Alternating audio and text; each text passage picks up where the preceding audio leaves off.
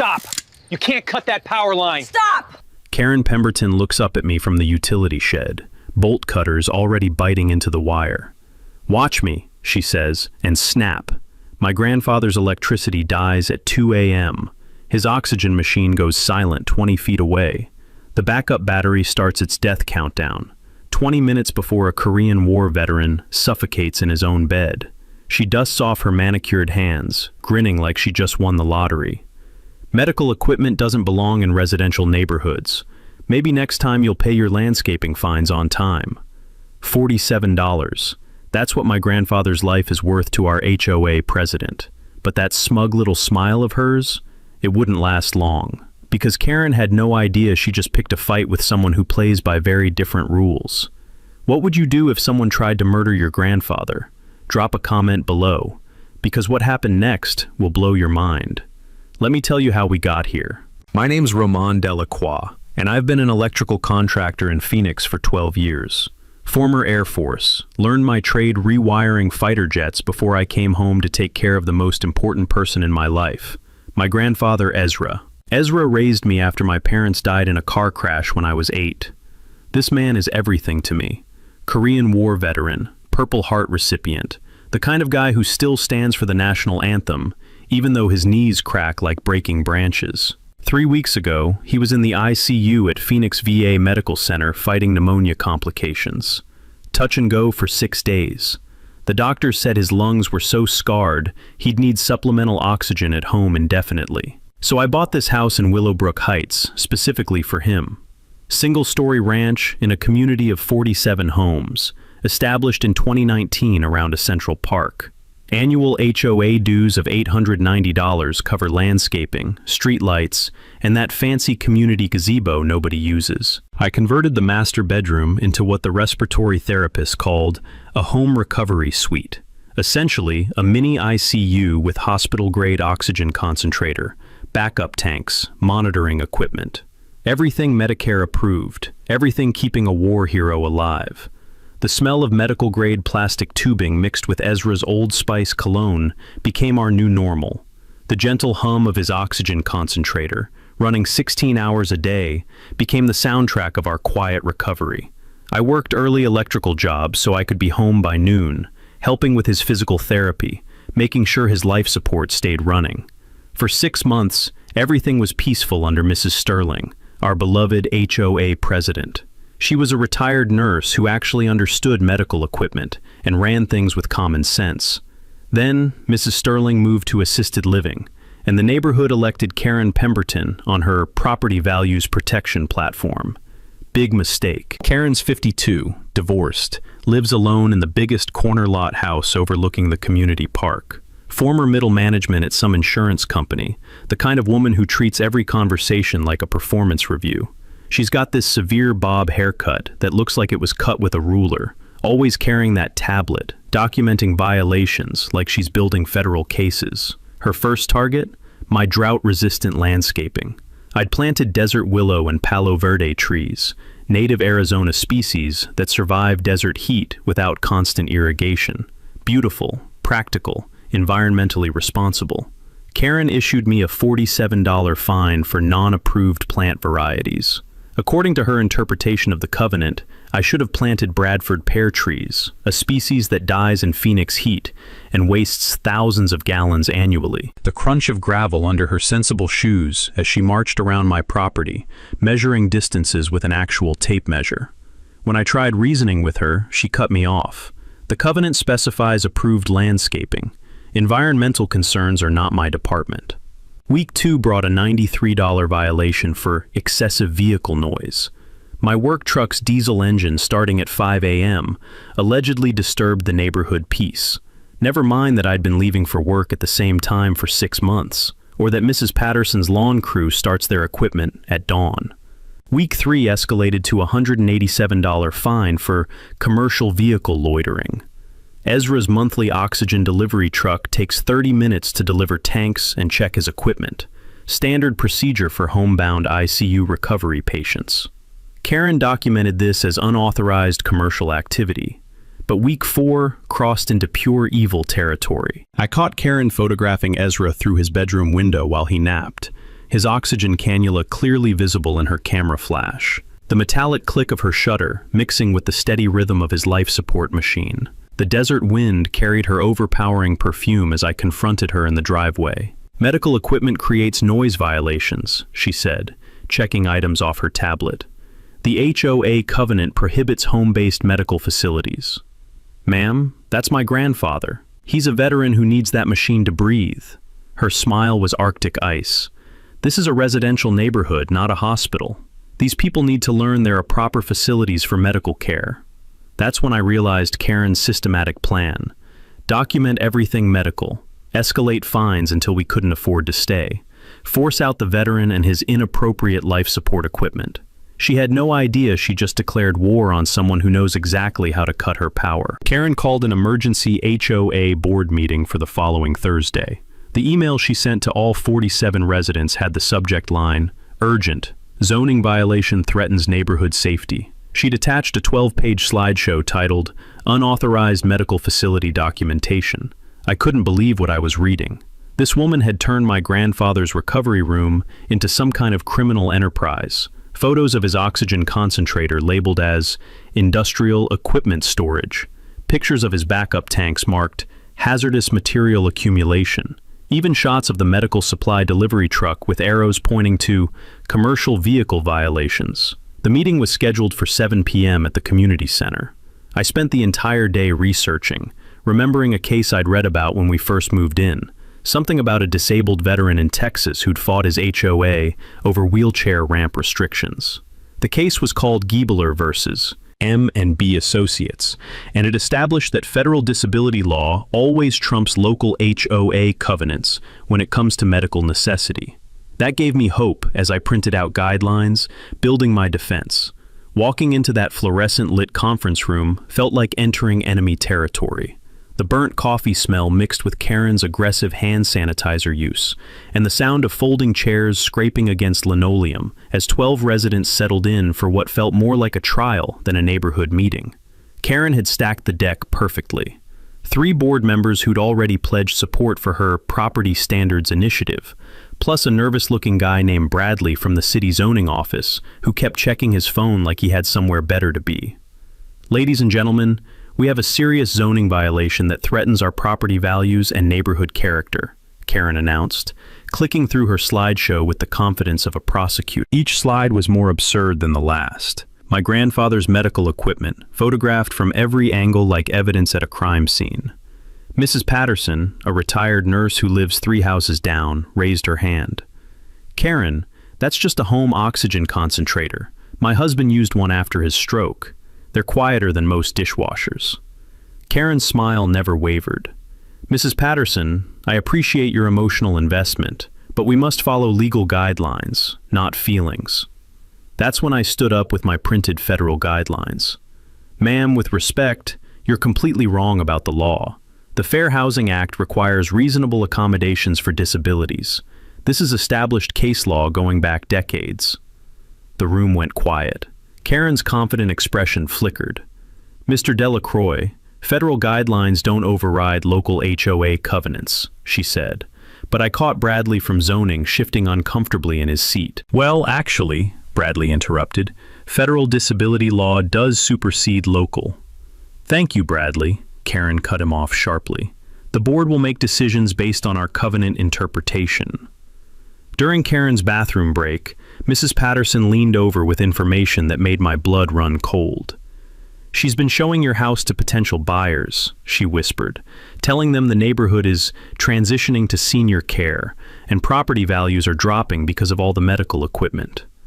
The pieces clicked together like a puzzle solving itself. This wasn't about noise violations or zoning compliance. Karen was running an elaborate real estate manipulation scheme.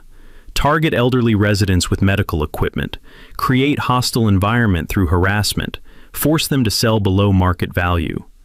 I remembered Mrs. Sterling's sudden move to assisted living right after Karen's election. Mr. Kowalski getting violations for prescription deliveries. She wasn't just targeting my family. She was systematically cleansing the neighborhood of senior citizens. The formal vote felt like watching democracy get hijacked. Karen's motion. All medical equipment must be relocated to interior rooms not visible from public areas. External medical deliveries limited to 1 per month with advance HOA approval. The texture of those federal housing law printouts felt rough under my sweating palms, as neighbors debated whether my grandfather deserved to breathe freely in his own home. The sound of pencils scratching on paper as votes were cast. The smell of fear and bureaucracy mixing in that sterile conference room. 4 votes for Karen's restrictions, 3 against. My grandfather's medical rights just got voted down by people who were terrified of property values dropping. As residents filed out, Karen approached me with that same predatory smile. "Mr. Delacroix, I understand this is emotional for you, but rules exist for everyone's benefit. I'm sure you can find appropriate senior living facilities that specialize in medical care." The rage building in my chest felt like molten steel. This woman had just weaponized democracy against my dying grandfather, turned our neighbors into accomplices in her elder abuse profiteering scheme. "Ma'am," I said, keeping my voice steady, "you just made a very expensive mistake. Because while Karen was playing political games with my family's life, I was already planning something that would expose her real estate scam and turn her perfect little kingdom into a federal civil rights battleground." She had no idea that attacking a veteran's medical equipment had just triggered protections that would make her HOA rules look like toilet paper. Karen wasted no time implementing her compliance inspection schedule. Monday morning, 7 a.m. sharp, she showed up at my door with a toolkit that would make a building inspector jealous. Measuring tape, digital decibel meter, professional camera, and that damn tablet for documentation. "Mr. Delacroix, this is your official monthly compliance inspection," she announced, waving a laminated card like FBI credentials. "The board voted to ensure all medical equipment meets residential standards." I watched her circle my house like a vulture, measuring distances from Ezra's oxygen concentrator to property lines. The morning desert air carried the sound of her heels clicking on concrete and the metallic snap of her measuring tape retracting. She spent 45 minutes documenting decibel levels outside his bedroom window. The concentrator hummed at 45 decibels, quieter than most dishwashers, but she wrote readings like she'd discovered a rocket engine. By Wednesday, the first post-compliance violation arrived. $93 fine for medical waste accumulation. Her evidence? 3 empty oxygen canisters by my garage, waiting for monthly pickup by the medical supply company. I'd seen this exact setup at dozens of homes during my electrical work. It's standard procedure for any patient on supplemental oxygen. That's when I realized I needed to start fighting back with technology. My electrician buddy Jake helped me install security cameras around the property perimeter. 4 units with night vision, motion detection, cloud backup. If Karen wanted to play surveillance games with my family's safety, I'd record every second of her harassment. The cameras paid off Thursday night. Motion alerts pinged my phone at 11 p.m. Karen creeping around my backyard with measuring tape and flashlight, documenting window dimensions while my grandfather slept 20 feet away. The infrared footage showed her clearly trespassing, building her case against the dying veteran's medical equipment. Friday morning, I filed a police report. Officer Martinez listened politely, but delivered the expected news. "Sounds like a civil matter, sir. HOA disputes rarely involve criminal charges unless there's property damage." Karen's administrative warfare escalated throughout the week. Violations for excessive medical delivery frequency. Citations for residential appearance violations because oxygen equipment was visible through front windows. Fines jumping exponentially. $47, $93, $187, $374. Sunday afternoon brought the breakthrough I needed. My neighbor Jake stopped by with intelligence that changed everything. "Marcus, you're not going to believe this," he said, lowering his voice. "My buddy works at Pinnacle Properties downtown. You know, those billboards everywhere? They've been asking about properties in this neighborhood, specifically about houses with senior resident transition opportunities." The mini twist hit like lightning. What does that mean? Corporate speak for pushing out elderly residents and flipping their houses to younger families. My buddy said they specialize in community demographic transitions. They make money when seniors sell below market value. Everything clicked. Karen wasn't just harassing residents with medical equipment. She was creating documentation to justify property devaluations for her real estate partners. Document enough medical facility violations, and family homes suddenly looked like unlicensed nursing facilities. That evening, I drove to Sunset Meadows Assisted Living to find Mrs. Sterling. What she told me confirmed my worst suspicions. "Oh, Marcus, I'm so sorry you're dealing with Karen too," she said, her weathered hands shaking. She did the exact same thing in my previous neighborhood. The Garcias, the Kowalskis, the Hendersons. All elderly couples with medical equipment. Karen would document everything as facility violations until families couldn't afford the escalating fines. Mrs. Sterling showed me photos of her husband's home dialysis setup. She tried to force us to relocate his kidney machine to the basement, said the equipment sounds violated noise ordinances. When we couldn't physically comply, the fines kept escalating. We had to sell for $30,000 below market value, just to escape. The pattern was crystal clear. Karen was a professional predator, systematically targeting vulnerable seniors through weaponized HOA enforcement. And Pinnacle Properties was profiting every time a frightened family sold under duress. But as I drove home through the desert night, breathing in the scent of cooling asphalt and blooming Palo Verde trees, I realized Karen had made one fatal miscalculation. She'd chosen to target a veteran's life support equipment, which triggered federal disability protections that made her cute little HOA games look like children's rules. I had security footage of her trespassing, witness statements documenting her harassment pattern, evidence of systematic discrimination against disabled residents, and most importantly, I had the legal knowledge to turn her predatory scheme into a federal civil rights case that would destroy everything she'd built. Karen thought she was hunting another helpless senior citizen. She had no idea she'd just walked into a trap set by someone who understood exactly how to use the law as a weapon. The smell of desert sage mixed with diesel exhaust from late-night truckers on the distant highway. Tomorrow, I'd start building the case that would end Karen's reign of terror permanently. Karen's next move crossed every line I thought existed. Tuesday morning, a certified letter arrived that made my hands shake. Emergency electrical hazard violation. Immediate utility disconnection required. According to her official documentation, my grandfather's oxygen concentrator created unacceptable fire hazards due to electrical overload. She'd scheduled an emergency utility inspection for Thursday at 10 a.m., conveniently when I'd be 40 miles away on a commercial job I couldn't reschedule. The letter cited some obscure covenant about emergency authority to disconnect utilities during safety violations. I'd never seen this clause before, but Karen had convinced two terrified board members to sign off on cutting power to protect neighborhood safety. I remembered reading about a case years ago when I was fighting the VA for Ezra's benefits. A disabled veteran in California whose landlord tried similar tactics. The federal courts ruled that intentional utility disconnection for medical equipment violated disability protection laws so severely that it carried the same penalties as physical assault. That gave me hope, but I needed immediate solutions, not legal precedents. Thursday morning at 2 a.m., while I was 30 miles away fixing emergency hospital lighting, my worst nightmare exploded across my phone screen. Ezra's panicked voice. "Marcus, the power's out. The machine stopped working. The battery says 18 minutes. I broke every speed limit racing home through empty desert highways, arriving to find Karen and two board members still standing in the utility shed like they'd just finished a home improvement project. They'd used bolt cutters to sever the electrical connection to my house specifically, leaving every neighbor's power running normally. "What the hell are you doing?" I shouted, finding my grandfather struggling in the darkness, his backup battery countdown ticking towards 0.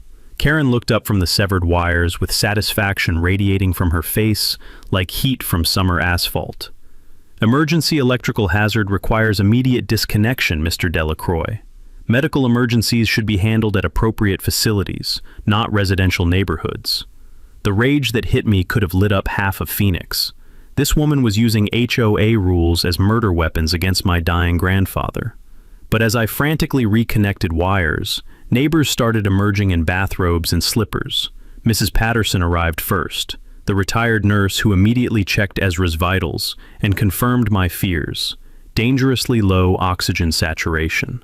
"Call 911 now," she ordered, her professional voice cutting through Karen's protests about proper procedures. "This man needs emergency medical support." Mr. Kowalski appeared with his phone recording everything. "Karen, what the hell? You can't cut power to medical equipment. Are you trying to kill him?" Within 15 minutes, our quiet suburban street transformed into an emergency scene. Ambulance lights painting red and blue across beige stucco walls. Paramedics manually ventilating my grandfather, while I restored electrical connections. The smell of diesel exhaust, mixing with desert night air, and the metallic scent of cut electrical wires. Karen stood over those utility controls like some suburban dictator, explaining to increasingly furious neighbors why cutting power to a veteran's life support was necessary for community safety standards. But the game-changing moment came from Mr. Kowalski. While paramedics worked on Ezra, he pulled me aside with news that made my heart race. "Marcus, I've been recording her harassment for weeks," he whispered, showing me his phone. "Yesterday I caught audio of Karen coaching the board members. Make sure the power cut looks accidental. We can't have documentation of intentional medical equipment sabotage." The mini twist that changed everything. Karen's own recorded words proving premeditated criminal conspiracy. This wasn't bureaucratic harassment anymore. It was documented evidence of planned assault against a disabled veteran. EMT Supervisor Rodriguez, a weathered guy who'd clearly seen everything, pulled me aside as they loaded Ezra for hospital observation. "Sir, intentional sabotage of life support equipment is federal assault. I'm required to report this to authorities." He handed me a card for the FBI Phoenix field office. Then he turned to Karen with the kind of voice that makes criminals confess. "Ma'am, you just committed a felony against a disabled veteran. I suggest you contact a lawyer immediately." As the ambulance disappeared beyond our community gates, red lights fading into the desert darkness, I stood surrounded by the aftermath of Karen's attempted murder. The acrid smell of burned electrical insulation, the sound of neighbors whispering angrily about what they'd witnessed, the texture of that FBI business card between my trembling fingers. Karen had just escalated from petty harassment to federal crime, but in her arrogance, she'd made one fatal error: committing attempted murder with audio evidence, multiple witnesses, and a victim protected by federal disability laws. While she stood in that utility shed dusting off her hands like she'd accomplished something heroic, I was already planning her complete destruction. Because when someone tries to kill your grandfather over landscaping violations, you don't just file complaints, you make sure they never hurt another human being again. While gathering Ezra's medical records for the FBI report, my hands were still shaking from last night's adrenaline, when I discovered something that made my heart race for entirely different reasons. Buried in our house purchase paperwork was the original 1987 property deed, and hidden in the legal jargon was a clause that would obliterate Karen's entire operation. Emergency medical equipment easement. This property maintains perpetual utility priority for life-sustaining medical devices, superseding all future homeowner association restrictions or municipal ordinances. The musty smell of old paperwork mixed with my morning coffee as I read those words 3 times, hardly believing what I was seeing. The original developer had anticipated an aging community and built federal medical protection directly into our property deed. Karen hadn't just violated HOA rules, she'd trampled on a legally protected easement that made her covenants look like toilet paper. But the real revelation came when I started digging through public records using my contractor license database access. The sound of my printer working overtime as I pulled document after document, each one more damning than the last. Karen's corner lot house carried a $47,000 lien from a previous lawsuit. Disability discrimination charges from Sunset Meadows, her former neighborhood. The court documents read like a horror story. 3 elderly families suing her for systematic medical equipment harassment.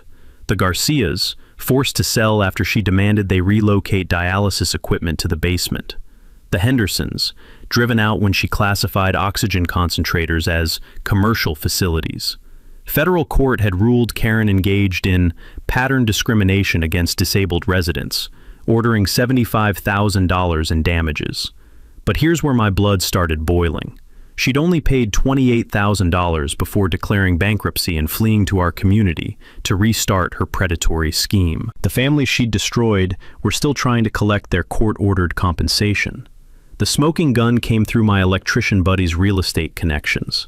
Corporate filings showed Karen wasn't just some power-hungry HOA president. She was a paid consultant for Pinnacle Properties, earning $5,000 referral fees for every house that sold below market value due to her manufactured quality-of-life concerns. The scam was diabolically simple.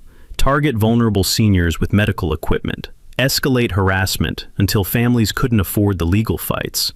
Then Pinnacle swooped in with below-market offers that looked like salvation to desperate elderly residents. 3 houses in our neighborhood had fallen to this scheme in 8 months. Mrs. Sterling's place, Mr. Rodriguez's home after his wife's stroke, the house next to the Kowalskis after Karen targeted their son's epilepsy monitoring equipment. All sold to Pinnacle subsidiaries for 15 to 20% below market value. But staring at that original easement clause, breathing in the scent of victory mixed with desert morning air streaming through my kitchen window, I realized Karen had made one catastrophic error. That medical easement didn't just protect my grandfather's equipment, it gave me legal authority to demand emergency medical infrastructure to prevent future threats to his life support. And emergency medical infrastructure could include anything necessary to ensure uninterrupted power supply, including industrial-grade backup generators requiring emergency vehicle access and priority parking on public streets. The beautiful irony crashed over me like a wave. Karen's illegal power cut had triggered federal protections that would let me bring equipment into her pristine neighborhood that would turn her suburban paradise into an industrial nightmare. I spent the afternoon researching hospital-grade generator rentals, 50-kilowatt diesel monsters requiring 53-foot trucks for transport, creating enough noise to wake half of Phoenix. Units federally protected as medical emergency infrastructure that could legally park wherever medical necessity demanded. Karen thought cutting my grandfather's power was her checkmate move. She had no idea she'd just given me legal authority to park industrial equipment outside her front door for as long as I deemed necessary to protect a veteran's life. The next morning, I called Premier Medical Equipment Rentals with the confidence of someone who just discovered he held all the winning cards. I need your largest hospital-grade backup generator for a veteran's medical emergency situation, I told the dispatcher. Something that can power an entire ICU ward. Sir, our Caterpillar XQ50 is what hospitals use during disasters, she replied. 50 kilowatts, hospital-grade power conditioning, requires a 53-foot truck for transport. It's designed for life support priority situations. Perfect. How soon can you deliver it? We can have it to you by Thursday, but you'll need emergency vehicle permits for residential street parking. Already covered under federal medical easement protections, I interrupted, savoring every word. This is protected medical infrastructure. While that beautiful piece of machinery was being scheduled, I started building my coalition. Mrs. Patterson was my first recruit, the retired nurse who'd witnessed Karen's attempt to kill my grandfather. When I explained the legal situation over coffee in her kitchen, the smell of her famous cinnamon rolls mixing with righteous indignation, she was immediately on board. Marcus, that woman has been terrorizing this neighborhood for months, she said, her voice steady with professional authority. My husband's wheelchair ramp got a violation notice last week. Mr. Kowalski's prescription delivery van was cited for excessive medical traffic. She's systematically targeting anyone with disabilities or medical needs. Next, I visited Mr. Kowalski, whose security footage had become my evidence goldmine. His living room was a command center of surveillance monitors, recording equipment, and printed documentation of Karen's harassment campaigns. The electronic hum of hard drives and the clicking of keyboards as he pulled up weeks of recorded harassment. I've got everything, he said, scrolling through files. Audio of her coaching board members to make violations look accidental. Video of her trespassing on 6 different properties to photograph medical equipment. Phone conversations where she discusses property value manipulation with someone from Pinnacle Properties. But the most valuable recruit was Mrs. Garcia from Sunset Meadows. When I called her, explaining that Karen was running the same scam she'd escaped from, her voice went quiet for a long moment. Marcus, "That woman destroyed my husband's final years," she finally said. "He died 6 months after we had to sell our house because of her harassment. The stress, the legal fees, the constant fear. It killed his spirit first, then his body. If there's anything I can do to stop her from hurting other families." Mrs. Garcia agreed to testify about Karen's pattern of disability discrimination. More importantly, she connected me with the other Sunset Meadows families who were still fighting to collect their court-ordered damages from Karen's previous lawsuit. I spent Tuesday evening with my VA disability rights attorney, Sarah Martinez, mapping out the federal case strategy. The smell of legal documents and black coffee filled her downtown office as we built what she called an airtight civil rights violation case. "Marcus, you've got everything we need," Sarah said, spreading evidence across her conference table. "Pattern discrimination, documented conspiracy, federal easement violations, attempted medical equipment sabotage. Karen's looking at $100,000 in federal fines plus criminal charges." The legal strategy was simple but devastating. File federal civil rights complaints with HUD, while simultaneously requesting emergency restraining orders against HOA utility access. But the psychological component would be even more effective. Wednesday night, I organized what I called the Willowbrook Medical Rights Coalition, a neighborhood meeting disguised as a potluck dinner. 18 residents showed up, and as we shared food and stories around my dining room table, the pattern of Karen's abuse became undeniable. The Pattersons, harassed for wheelchair accessibility modifications. The Hendersons, cited for their daughter's asthma nebulizer being too loud. The Rodriguezes, fined for medical equipment visibility through windows. Every family with medical needs had been targeted. I distributed laminated cards with emergency contact numbers: FBI, Domestic Crimes Unit, HUD, Civil Rights Hotline, local disability rights advocates. We created an encrypted group text for real-time coordination and assigned specific documentation roles to each family. But the centerpiece of my plan was pure psychological warfare. Thursday morning, that 53-foot generator truck would arrive during Karen's usual inspection rounds. The timing was perfect. She'd be walking around with her clipboard and measuring tape when a diesel monster the size of a city bus rumbled into her pristine suburban paradise. The technical specifications were beautiful. The generator required emergency vehicle clearance, which meant Karen couldn't legally demand its removal. It needed 24-hour access to public streets for medical emergency response. The diesel engine would create a constant 75-decibel industrial soundtrack to her quiet neighborhood. And the best part? Under federal medical equipment protections, it could stay as long as my grandfather's medical condition required backup power protection. Karen thought she'd won by cutting our electricity. She had no idea she'd just given me legal justification to turn her suburban kingdom into a construction zone, complete with industrial equipment that would make her life a living hell while protecting every vulnerable resident she'd targeted. Karen's desperation became obvious by Friday morning, when she scheduled an emergency health department inspection, claiming my grandfather's medical equipment created unsanitary residential conditions.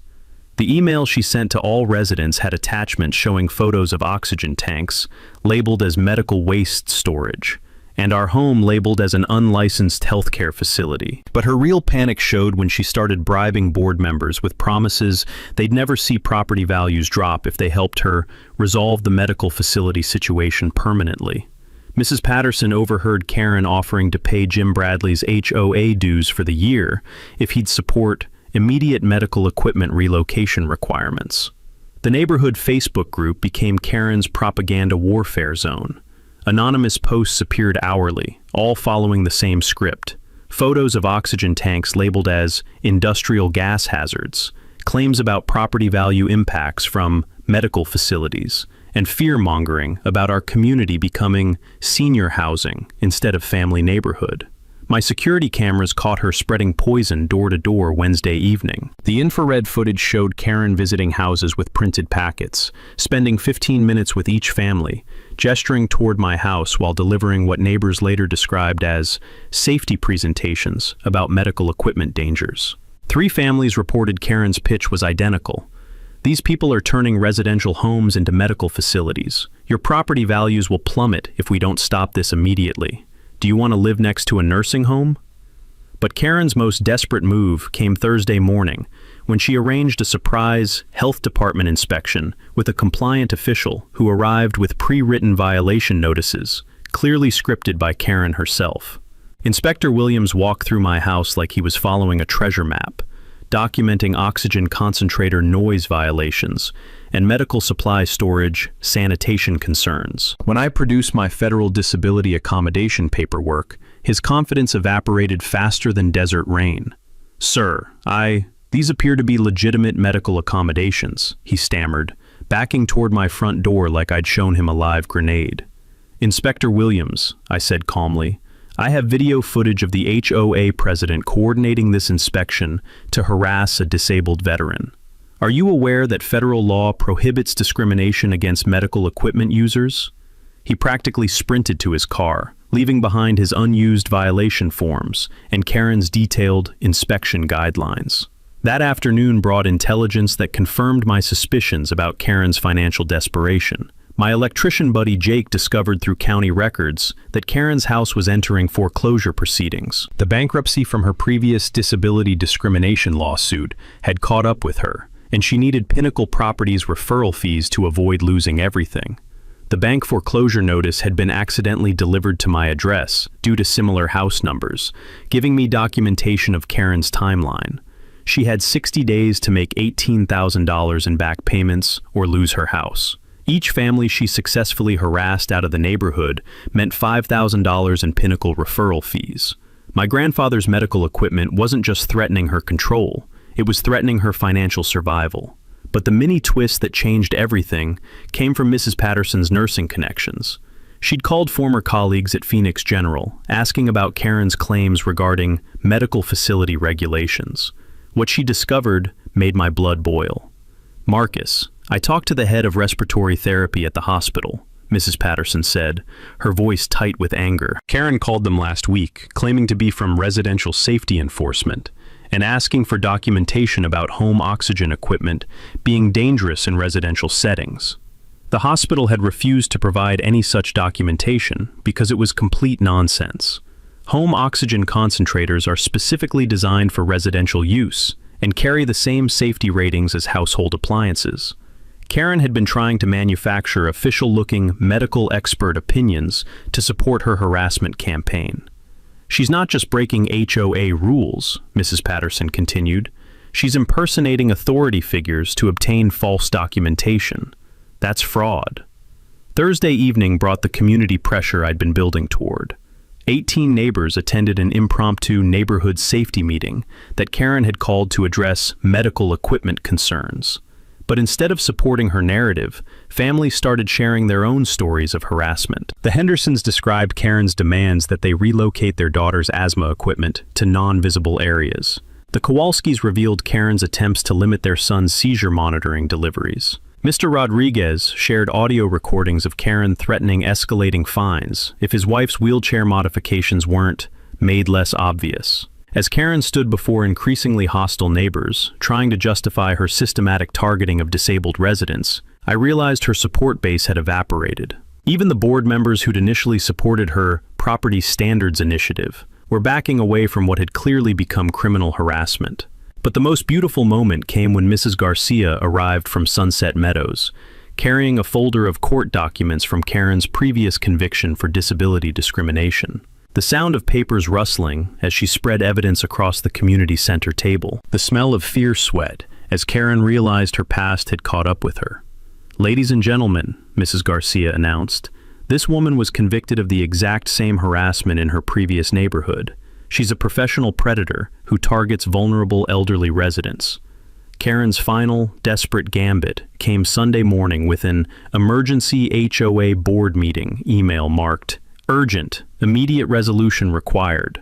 She'd scheduled it for Monday at 7 p.m., claiming authority to condemn residential properties for health and safety violations, and demanding immediate removal of all medical equipment or face complete utility disconnection. The email included a 48-hour ultimatum.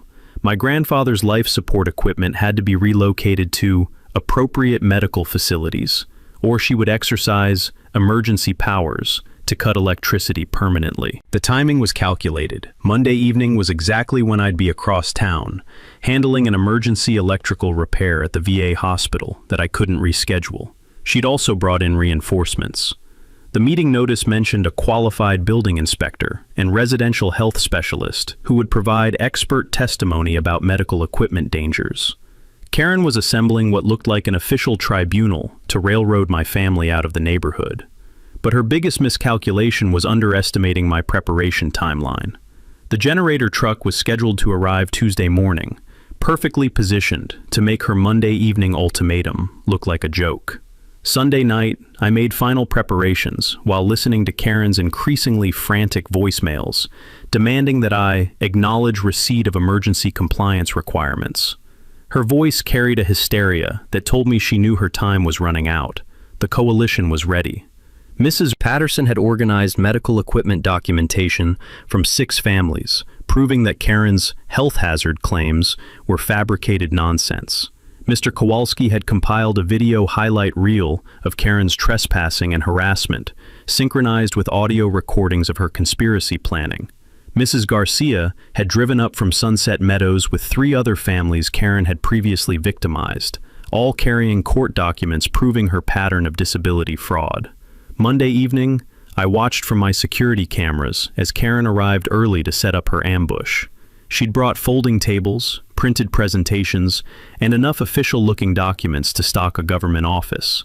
The building inspector and health specialist were clearly coached performers, probably friends she'd convinced to play expert roles. 23 neighbors attended, the largest HOA meeting in our community's history. But as Karen began her presentation about medical facility violations requiring immediate intervention, something beautiful happened. Mrs. Patterson stood up first. "Karen, I'm a registered nurse with 30 years of experience. Home oxygen equipment is specifically designed for residential use. Your claims about safety hazards are medically false." Mr. Kowalski followed. "I have security footage of you trespassing on 6 properties to photograph medical equipment. You've been stalking disabled residents."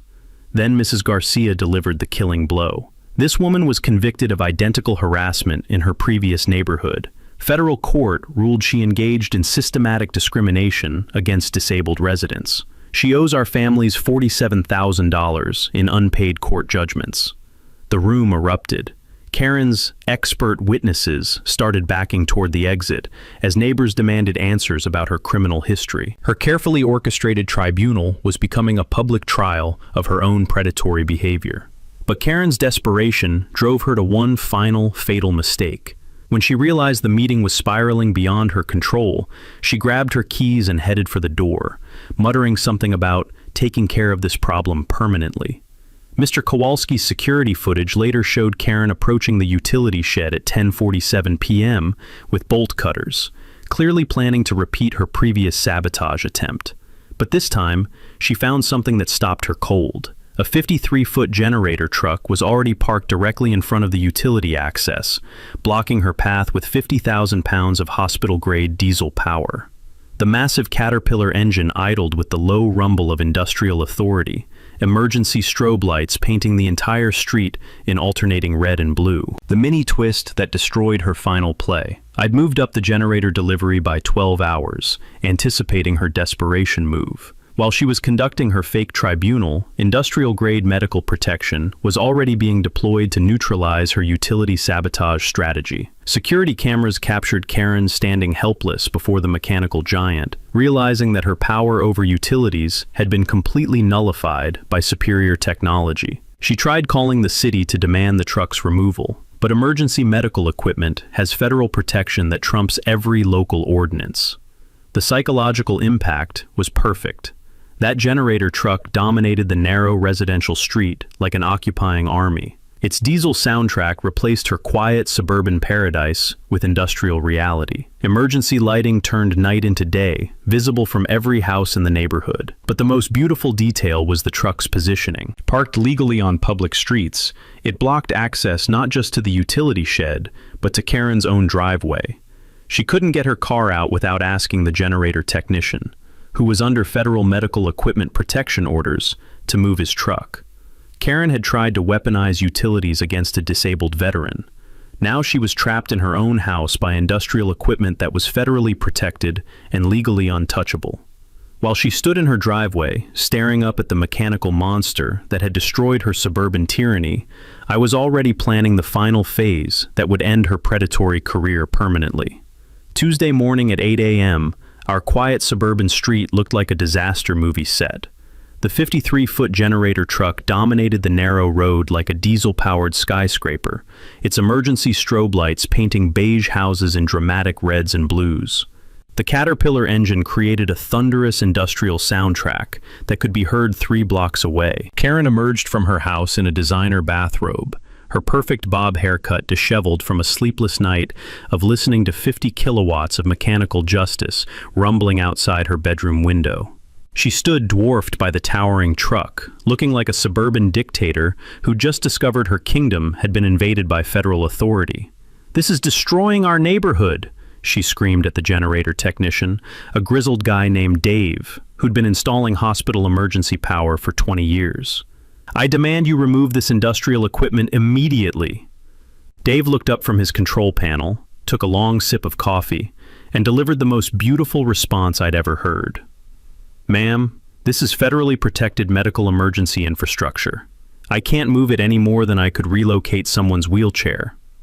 The HOA meeting had been relocated to the street because the generator noise made the community center unusable. 28 residents gathered around the truck in a bizarre suburban town hall, with Karen standing on a folding chair trying to shout over the diesel engine. "This man is destroying our property values with industrial equipment," she yelled, pointing at me like I was a war criminal.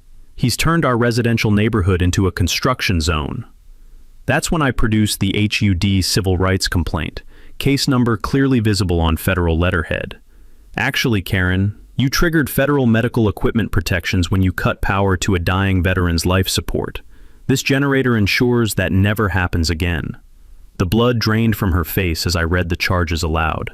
Pattern of disability discrimination, conspiracy to endanger life support equipment, violation of federal medical access easements. The words carried over the generator's rumble, reaching every neighbor who'd gathered to witness her downfall.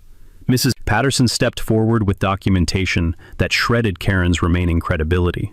"I spoke with respiratory therapists at 3 hospitals. Home oxygen equipment poses 0 safety risks. Karen's medical hazard claims are completely fabricated." Mr. Kowalski connected his laptop to portable speakers, playing audio of Karen's conspiracy planning over the industrial soundtrack. "Make sure the power cut looks accidental. We can't have documentation of intentional medical equipment sabotage." But the moment that destroyed her came when Mrs. Garcia stood before the crowd with a folder of court documents. This woman was convicted of identical harassment in Sunset Meadows. Federal court ordered her to pay $75,000 in damages to families she drove out through disability discrimination. She's a professional predator who targets elderly residents. Karen's meltdown was spectacular. She demanded the generator truck leave her neighborhood, claimed federal investigators had no jurisdiction over HOA matters, and threatened to sue me for destroying property values with industrial noise pollution.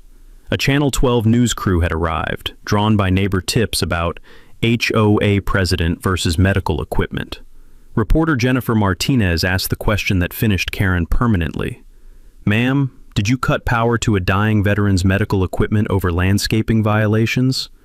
"Medical emergencies belong in hospitals, not residential neighborhoods," Karen shrieked, her composure completely shattered. "These people are running illegal medical facilities and destroying our community character." The crowd's reaction was immediate and devastating.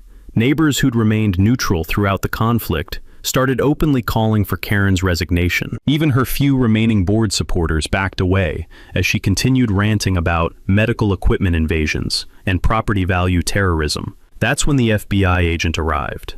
Agent Sarah Sterling walked calmly through the crowd, her credentials immediately silencing Karen's tirade. "Miss Pemberton, I'm here about your federal civil rights violation. You cannot approach any residents' utility connections, contact families with medical equipment, or interfere with federally protected emergency infrastructure." The visual was perfect for news cameras. Tiny suburban tyrant arguing with federal authority while a massive diesel generator rumbled behind her. its emergency lights creating a dramatic backdrop for her public humiliation. "This is harassment," Karen protested. "I'm the HOA president. I have authority over community standards." Agent Sterling's response was delivered with professional calm that made it even more devastating. "Ma'am, federal law supersedes HOA authority when it comes to disability rights. Violation of this restraining order results in immediate federal arrest." As Karen stood speechless before FBI credentials, the generator truck demonstration reached its crescendo. Dave fired up the full system, powering every house on the block with industrial-grade electricity that made our streetlights blaze like stadium illumination.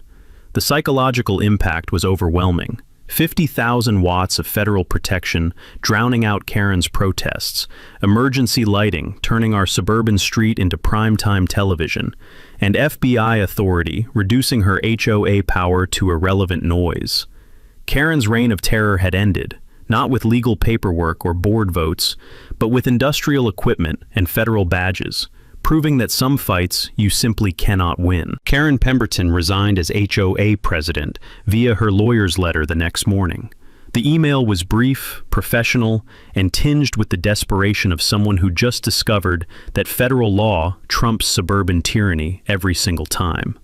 By Friday, the FBI investigation had expanded to include Pinnacle Properties and their Community Demographic Transition Scheme. Federal agents seized Karen's financial records, revealing $23,000 in referral fees from elderly families harassed out of their homes. 3 other HOA communities reported similar patterns, turning Karen's local harassment into a federal racketeering investigation. The board members who'd supported Karen's property standards initiative resigned en masse, leaving the neighborhood to hold emergency elections. I was elected HOA president unanimously, running on a platform of medical equipment protection and common sense governance. My first official act was amending our community covenant to include permanent medical rights protections. No future board could restrict oxygen concentrators, wheelchairs, dialysis equipment, or any other life-sustaining devices. The Medical Rights Protection Amendment passed 46-1, with Karen's house mysteriously vacant during the vote. The HUD civil rights settlement brought $75,000 in compensation to affected families, funded by Karen's house sale and Pinnacle Properties legal settlement. Mrs. Patterson used her portion to install a wheelchair-accessible community garden, where Karen's oversized lawn used to spread. Mr. Kowalski upgraded his security system and started a neighborhood watch program focused on protecting vulnerable residents. The generator truck became neighborhood legend. Photos of that massive diesel monster dwarfing Karen's suburban paradise went viral on social media, inspiring copycat stories from disabled veterans across the country. Dave, the generator technician, still stops by occasionally, just to make sure Ezra's equipment stays protected. My grandfather's health improved dramatically once the stress of Karen's harassment ended. The VA hospital, inspired by our backup power solution, installed emergency generator systems for 20 homebound veterans facing similar HOA harassment. Ezra now volunteers as an advocate, helping other military families navigate disability discrimination battles. The social good that emerged from our victory exceeded anything I'd imagined. Settlement money funded the Veteran Medical Equipment Protection Fund, providing backup power systems and legal support for disabled veterans facing HOA harassment. My electrical company donates installation services, and the program has expanded to 12 states. I discovered a passion for disability rights advocacy that surprised everyone, including myself. Enrolled in paralegal courses specializing in federal housing law, I now consult for veteran families facing HOA discrimination. The technical knowledge I gained fighting Karen has helped dozens of families protect their medical equipment from predatory board members. 3 military families moved to Willowbrook Heights specifically for our medical accommodation protections. Property values actually increased due to our reputation as a veteran-friendly community. The house Karen abandoned was purchased by the Martinez family. Their disabled son requires the same type of oxygen support that Karen had tried to ban. Our annual Medical Equipment Appreciation Day celebration honors the victory over petty tyranny while educating residents about disability rights. Last year, 150 people attended, including Mrs. Garcia and other Sunset Meadows survivors who finally collected their court-ordered damages from Karen's asset forfeiture. The technical knowledge that saved my family is now shared freely online. My HOA Rights Toolkit teaches federal disability law, easement research, and documentation strategies to families facing medical equipment discrimination. Download numbers exceeded 50,000 in the first year, with success stories from coast to coast. Karen's name became neighborhood shorthand for any petty tyrant who thinks rules trump basic humanity.